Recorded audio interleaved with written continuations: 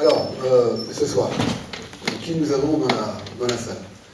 En gros, retenez les forces vives de notre territoire, donc les élus bien sûr, les responsables associatifs, les responsables d'entreprise, et puis quelques personnes expertes qui vont pouvoir nous accompagner dans notre démarche de projet, tout au long de l'année 2012.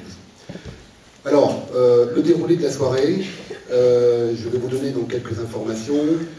Je vais faire une présentation assez brève donc, des enjeux pour le territoire de la communauté de communes du Menet, et ceci donc pour faire suite aux réflexions que nous avons engagées dans le cadre de la loi de réforme de décembre 2010 et de la mise en place du schéma de coopération intercommunale, donc, qui avait été sollicité par le préfet.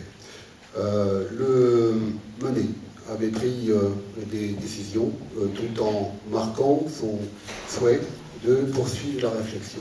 Donc nous sommes bien là dans cette situation. Nous aurons la chance d'avoir avec nous donc, monsieur Jean Livreau, qui pour le moment donc, boude un peu le public et s'est mis donc, sur le côté pour mieux rebondir tout à l'heure. Donc, monsieur Jean Livreau, donc, géographe, spécialiste des questions liées à l'organisation des territoires, leur avenir dans ce XXIe siècle, et j'ai souhaité que son intervention donc, nous donne en même temps quelques perspectives au regard des données socio-économiques. Donc une intervention d'environ 45 minutes. On se réserve 15 à 20 minutes de débat avec la salle, donc ce sera certainement donc, un moment très enrichissant.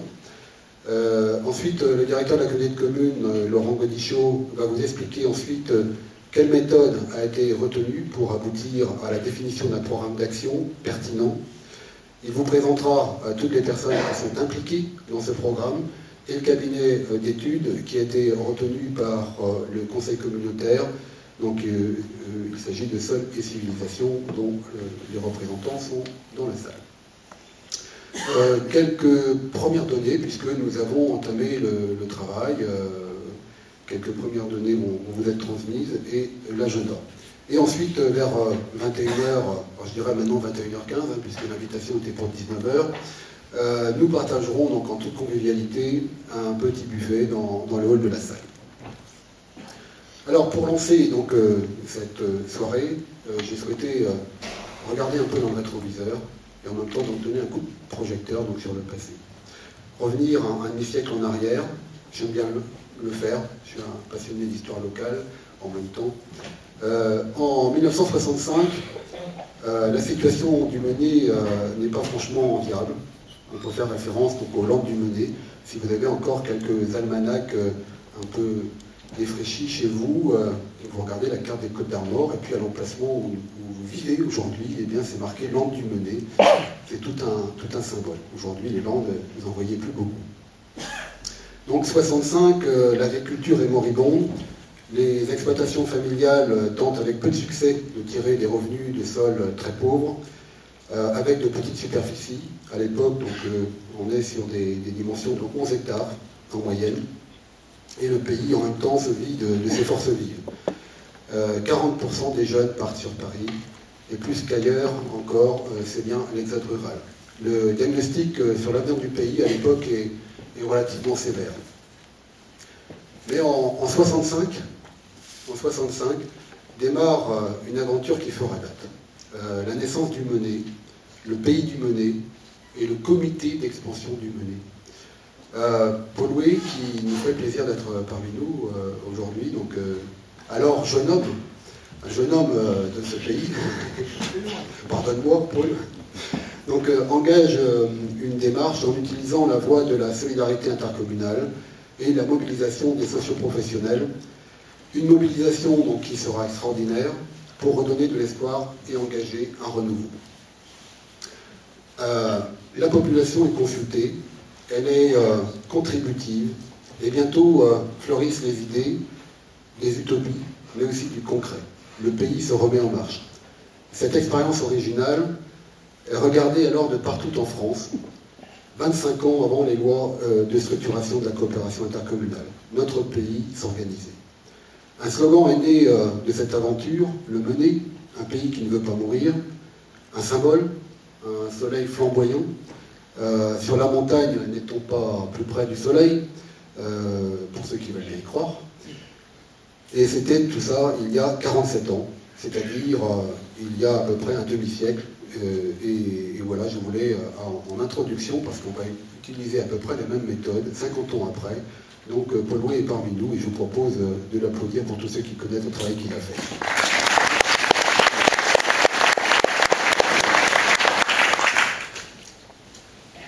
Alors aujourd'hui, eh bien, nous sommes en 2012, avec une volonté exprimée de regarder vers 2025. Pourquoi engager ce programme? Je vous l'ai dit tout à l'heure, poursuivre une réflexion donc, entamée l'an dernier, donc, lorsque le préfet interrogeait les élus du territoire du Mené sur les meilleurs contours de l'intercommunalité. Il y a ce fameux concept de territoire pertinent. Et nous savons que nous devons faire évoluer notre intercommunalité, pas forcément dans ses contours, mais dans l'offre territoriale. Des questions se sont posées à nous sur ces fameux contours pertinents, sur le partage de compétences, les modalités de gouvernance, la solidarité financière, et nous avons pris rendez-vous, celui d'aujourd'hui en fait partie. Pourquoi engager ce programme? Eh bien pour disposer d'une feuille de route claire et réaliste jusqu'à l'horizon 2025 pour mieux affronter les mutations de la société rurale sur tous les champs de nos compétences et ceux qui méritent d'être explorés pour servir au mieux notre territoire et bien entendu notre population. Et sur le sujet, il ne faut rien s'interdire. Enfin, pour conforter notre décision, eh bien, je vais reprendre les conclusions de Vincent Bel, un expert de l'intercommunalité que nous avons reçu dans le Mené en décembre 2011. Il nous disait donc il n'y a pas de territoire pertinent, seul compte les projets pertinents. L'avenir donc nous appartient. Alors, comment, dans quelle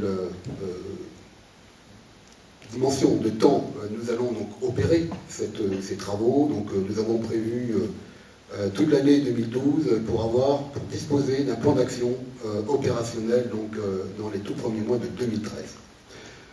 Dans quel esprit? Donc avec cette idée maîtresse que l'ambition d'un territoire se dessine à partir de ses acteurs, il faut prendre son destin en main.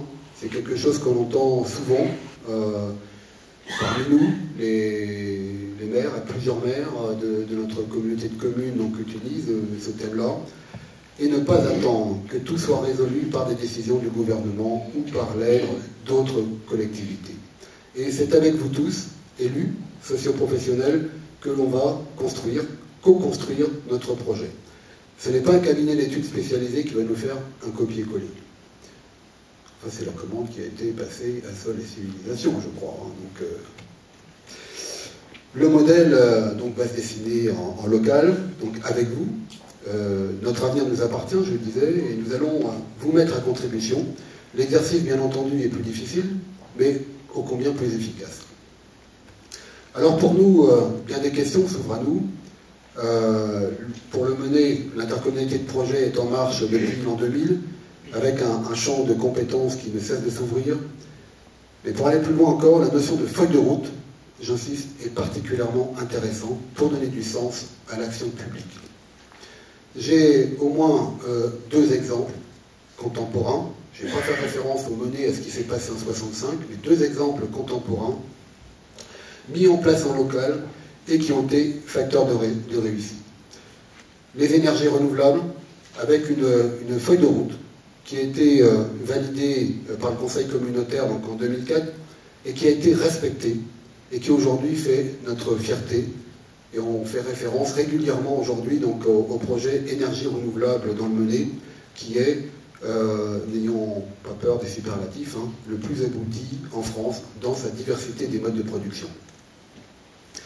Autre exemple, local et contemporain, le fil rouge du développement de l'entreprise Carmenet, qui m'a été présenté donc, par RVOB en 2001, avec une feuille de route industrielle qui là aussi a été respectée dans toutes ses phases d'investissement et qui a généré l'outil que l'on connaît. Donc on trace l'avenir, on l'écrit et on réalise derrière.